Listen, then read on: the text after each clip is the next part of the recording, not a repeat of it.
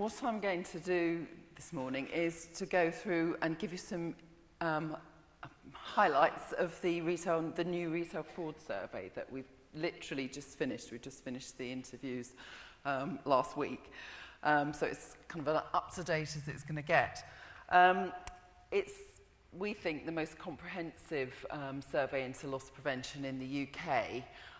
It covers the leading 100 UK retailers, and it's unique in the fact that it covers online and store loss prevention. And this year we've included a number of new sections, so I'll explain about some of them in a minute.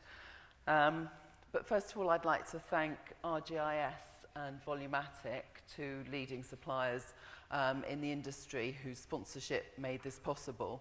And of course, I'd like to thank all you retailers who participated. Thank you very much for your time and your insights for that. Very much appreciated. So in the next half an hour or so, I'm going to go through how we actually conducted the survey, then have a look at some of the key findings, a bit more detail on some of them, and then just to summarise at the end. So what we do is we interview by telephone the loss prevention director or manager. And what we found last year was that in a number of cases, many cases, the head of loss prevention is not responsible for online loss prevention and doesn't know that much about it. So very often we were interviewing the e-commerce director or the head of online fraud as well. So we've interviewed the leading 100 UK retailers. Sales account for 141 billion, which is 42% of the UK retail market. So it's a very significant share. And the retailers have 50,000 stores. This year we've added 38 new companies, so quite a good mix compared to last year. And the thing that we think makes this survey different is it's actually about what people are really doing now, what they're planning to do, what they're investing in, and what they're prioritising. So it's about reality, it's not about what we think we'd like to be doing. The full report is about 300 pages long. If you'd like some more details, our stand is just kind of on the left-hand side there, so come and see us afterwards. So just let me explain. It's comprised of an executive summary, about 50 pages, and then there's 100 profiles like this. This profile stretches to 2 charts. You probably can't read it, but there's some information about company size and key metrics. There's some information about systems and equipment that's used, both in-store and online. So we look at 13 different areas. We look at what software is being used, what hardware, how old it is, when it's planned to be replaced, and any use of outsourcing. And we've also added a section on cash handling this year as well. And then the second part of it, there's a pretty comprehensive section on benchmarking, and then there's also some information on top areas of loss in the business, key priorities. There's a stock accounting section on whether it's outsourced or done in-house and issues with stock counting. And there's also, for the first time this year, a section on collaboration with other retailers. So I'll talk a bit more about that in a minute. So let's get on to some detail now. In this chart and the next one, the green is this year's results and the blue is last year's. So we asked respondents for their top 3 issues for loss prevention, and this is a weighted summary of those responses. So the top 3 account for almost 60%, and the pecking orders remained the same as last year. So top of the list, and this ties up very much with Nigel's point, is about creating or introducing a loss prevention culture within the whole business. So that was 19%. Last year it was 23%. But it's something that, if it's done successfully, is going to impact all the other issues in the business. Second, so joint second, we've got internal or staff fraud at 18%. And then the other joint second is coping with recent increases in shoplifting volumes. And it's interesting to note that that's actually increased slightly. So 18% this year, it's 15% last year. So we'll see other signs that kind of we're not out of the woods yet. Things are still quite gloomy.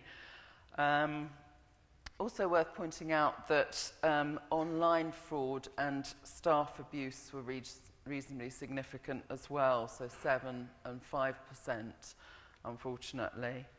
And then the other 29% is a whole host of other reasons, nothing more than 3%.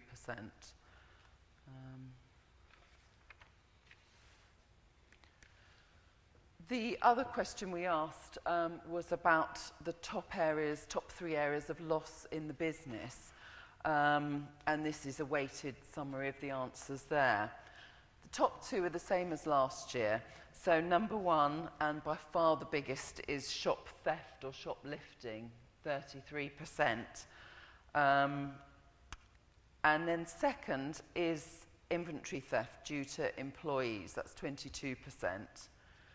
Now, we think that that actually might be slightly underreported. There is definitely a reluctance to admit to internal problems compared to customers being, or the general public being, a problem. But anyway, that comes in at number 2, although you'll notice it was issue number 2 also on the issues chart. Administrative or bookkeeping errors have become more significant, so 12% this year, and they're 3rd compared to 4th last year. And internal cash theft is 11%, and again, that might potentially be underemphasised. I point out online fraud is increasing in importance here, so that's 7% this year, it was 5% last year. And I think that's because of the increase in sales that retailers are getting online.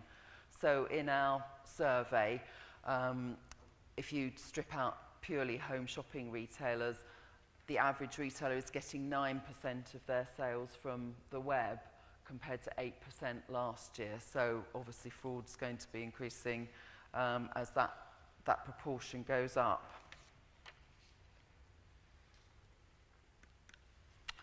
Now, average shrinkage as a percent of sales, your kind of key KPI. Unfortunately, we found that this has gone up this year. So it's 1.0% of sales compared to 0.9% last year. So that's for all retailers. And then we've also got information on how it varies by retail sector. It's still pretty reasonable compared to many other countries, in spite of it having gone up this year. And I'd say because obviously the report we produce is public, information about individual companies are shown, I'd say there might be a slight tendency to round down figures. So, you know, this is probably an over-optimistic picture. You can see that there's a big difference between hospitality and leisure retailers and other retail sectors. And in fact, it seems to have gone down quite a lot this year, so 1.9% compared to 2.9% last year for hospitality. We have changed the mix of retailers in the report, and the only reason we can think of is because of the change of mix there. The retail sectors that are doing best in terms of shrinkage are food and drug, large format specialty and home shopping. So they're all 0.7% of sales, so below the average. And just to clarify what we mean by the different retail sectors, large format specialty is retailers that tend to operate out of town, checkout environments, so DIY, garden centres, electrical retailers, and small format, we're counting retailers 1, 2 tills in town centres, selling typically fashion, books, accessories, sports goods. So that's the kind of the difference there. I think the others are fairly self-explanatory. One question we didn't ask last year, which we probably should have done, so we did this year, was how do you actually measure shrinkage? And as you can see, there isn't an industry standard. 46% of companies use cost prices, 45% use retail prices. These don't quite add up to 100 because there are some companies who use both methods. Now, when I started in retail, using retail price for shrinkage was the most common. And I think the reason why cost price has become more important is because more people are using ERP systems like SAP and Oracle, which work on cost prices. So it's easier to use cost prices. There's a group, 9% of retailers who use something different again. And mostly those are companies that are slightly different to traditional retail, so duty-free retailers, mobile phone retailers who've got contracts and bundles offers. So they're measuring shrinkage in a slightly different way. So, so no real standard there.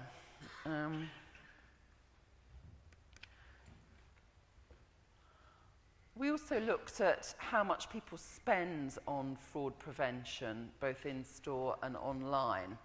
So overall, retailers spend 0.7% of sales and get shrinkage of 1.0% of sales. The spend has decreased slightly, so it was 0.8% of sales last year for store fraud prevention spend. So you might think there's a bit of a correlation here. Shrinkage has gone up slightly and spend on store loss prevention has gone down. So you might argue that some of the cost savings that people have been making haven't actually been that savvy. Another reason might be that with the increase in online sales, retailers have been focusing on online sales more than store sales and store loss prevention. But we'll look at that in a minute. And of course, it's impossible to know what would shrinkage be if this 0.7% wasn't being spent. Anecdotally, spoke to a retailer fairly recently who was getting shrinkage of 12%. So there obviously are quite big variations across the board. So moving on to online fraud prevention spend, that's remained very static, 0.3% of sales compared to 0.3% last year. And in every sector we looked at, it stayed the same, apart from home shopping. Now, home shopping retailers obviously got much more experience of online fraud prevention than most other retailers. So you might argue that they're the ones who are setting the trend and who are taking it seriously, and other retailers will soon follow and start spending more on online fraud prevention. We haven't included hospitality and leisure retailers here because there wasn't a big enough sample that are trading online to get any sensible figures.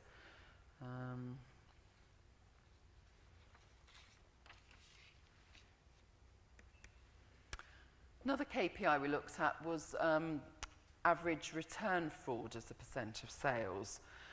Pretty similar to last year, 0.18% of sales compared to 0.17% last year. So the main elements of return fraud are wardrobing or renting products and then taking them back, returning stolen merchandise for a refund, receipt fraud, staff returning stolen goods for full price, and price switching.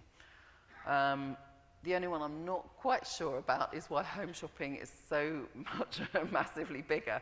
One would expect that that would be higher than store-based retailing, so it might be a problem with last year's sample. I'd say that's probably a more realistic figure that we've got there now.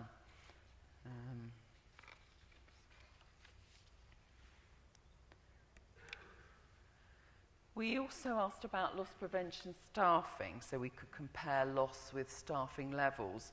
And on average, retailers employ one full-time equivalent loss prevention person per £113 million worth of sales.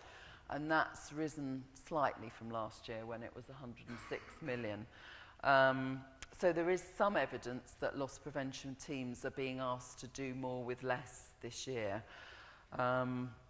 And in fact, when we were doing the interviews, we found an awful lot of change in personnel over the course of the last year. So we had actually expected that might be a bit higher. Food and drug and large format specialty retailers believe that they can manage on a lower ratio, and that's presumably because of the larger size stores making economies of scale more realisable. Whereas hospitality and leisure, home shopping, mass merchants, department stores and small format specialty stores have got much higher ratios, so sort of going down to 88 million per employee. So quite a useful benchmark this, so might be useful for you when you're doing your annual budgeting to have a look at this and compare yourselves against other companies in the same sector as you. So where are the staff and what are they doing? We asked what percentage of the loss prevention team are in stores versus headquarters based, and it's about half and half, so 51% in stores, 49% in headquarters.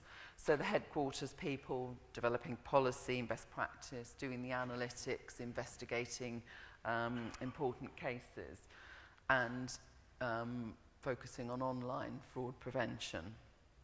So slight drop in the number of staff or proportion of staff in store. Last year it was 54%, this year it's 51%.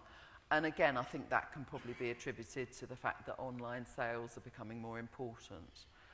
The sector that has the highest proportion of staff in stores are mass merchants and department stores, where 70% of staff are in store. And that's actually down from last year when it was 81%.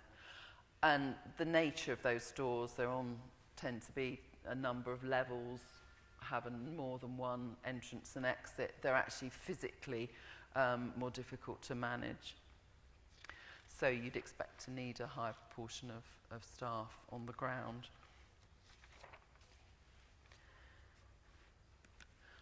Since we've been doing this report, we've been involved in a number of discussions about sharing data with other retailers. So we thought we'd find out what the situation is now. And more retailers collaborate with other retailers than don't. So 55% are sharing data with other retailers, either formally or informally. And of the 45% that don't, anecdotally, we've talked to a number of people who said that they, as the head of loss prevention, wants to share information with other retailers, but they're under pressure from other people in the company not to be doing that because of worries about sort of losing competitive edge or giving away a competitive advantage, which I think is probably fairly an unnecessary worry, but that might be what's inhibiting this. So we asked about what areas people thought would benefit from collaboration. So the top 3 areas, so this is the weighted results. Top of the list is collaboration with police at 23%, and that's the area most people are working on at the moment. But second, 22% are companies that say that they wouldn't get any benefits from collaborating and they wouldn't want to do it. So that's quite high. Next comes banks, 19%, typically fraudulent card use and so on. Then fourth is collaboration with suppliers, 14%. So things like working on product improvement so that there's tagging at source or control of electronics products and so on to increase security. And then the fifth one is use of a common technology platform. And a number of retailers we spoke to share information with companies that are using the same analytics system as them, for example. Yeah. So in the report, there's lots of useful metrics and comparisons, and this one shows you some of the key metrics we've talked about and a few others for all retailers and also by all the main retail sectors. So this might be useful to you if you're putting together a case to the board for how good you are or how much extra resource you need and so on. So if we sum up then, shrinkage levels have increased.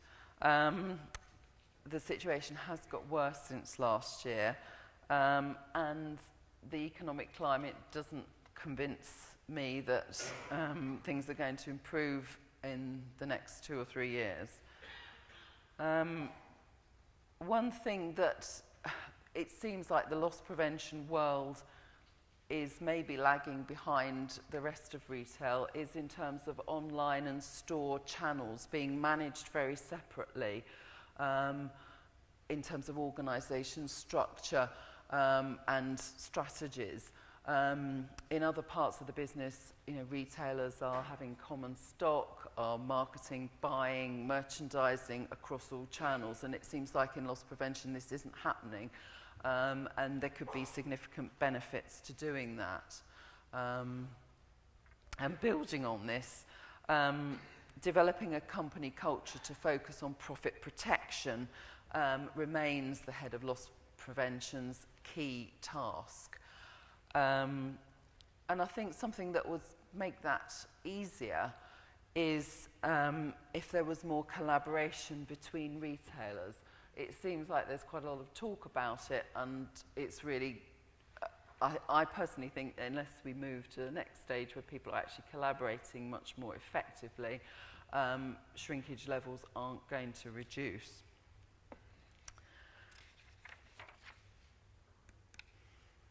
Okay, well, if you'd like to be in the report next year, come and see me. My contact details are there.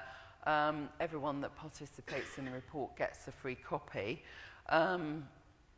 If you haven't, or if you're a supplier, you can order, you'll be surprised to know, order the report. We've got a show special on at the moment where it's 20% off, so it's £3,000 for the full report, or £2,000 if you just want the online section or just the store section, or you can buy individual profiles as well.